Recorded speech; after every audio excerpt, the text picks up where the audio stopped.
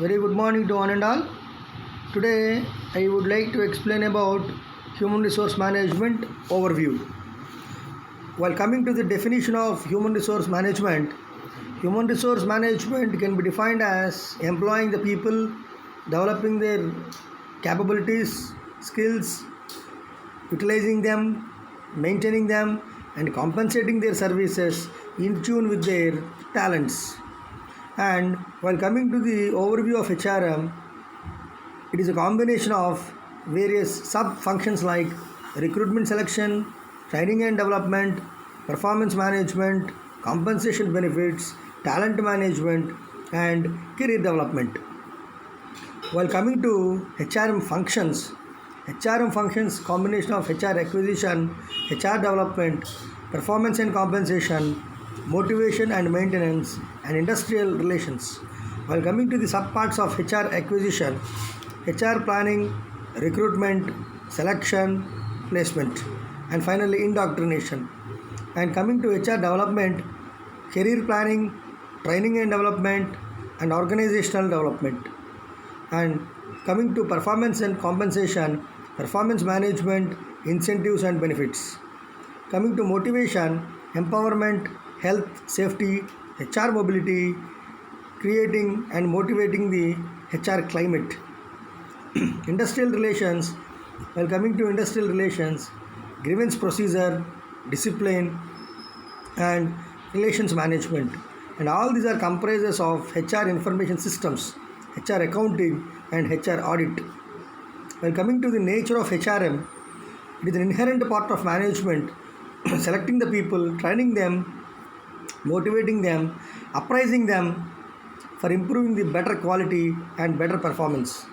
While coming to HR pervasive function is an omnipresent function where HRM helps the organization in a holistic manner to collect the information from various departments and employee performances. While coming to the action orientation, HRM is not a possessive function, it is an action oriented function and troubleshooting function and solving the problems in a rational manner and keep those solutions for future correspondence. While coming to people orientation, HRM means human resource management. It's a social capital, employee capital.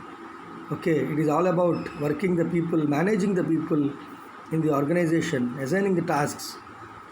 Okay, motivating them, getting feedback from various departments regarding employee performance, reward them properly, and improve them properly.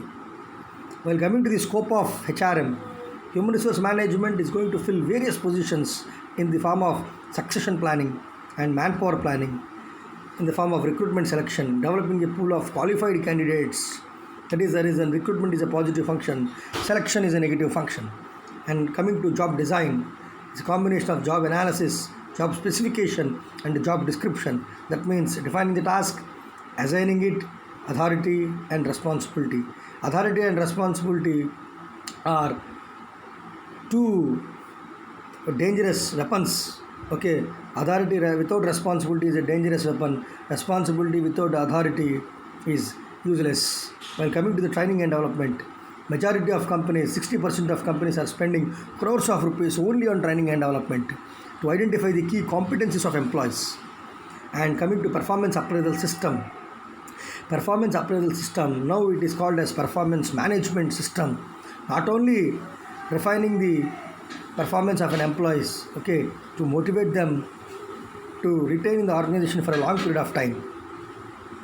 While coming to personal management and human resource management differences, personal management is a narrow area while compared to human resource management. Personal management can deals only with the people and employees working in the organization. It doesn't deals with the innate character of an employee. While coming to human resource management, it is a holistic all-round development of an employee at all levels. And personal management, it will just viewed HRM as a tool. Employees are just like a human, not like a human capital. They are just like employees are slaves working in the organization just for salary. Whereas human resource, treating employees as a greatest resource in the organization, they were treated as a profit center. Whereas in personal management, employees were treated as cost center.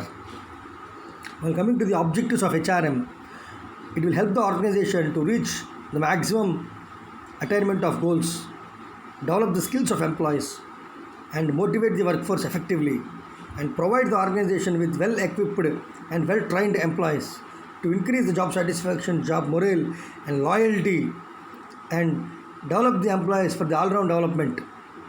While coming to the importance of HRM, it will attract the employees, retain them, train them, develop the skills and competencies of employees, promoting the team spirit, developing the loyalty and commitment.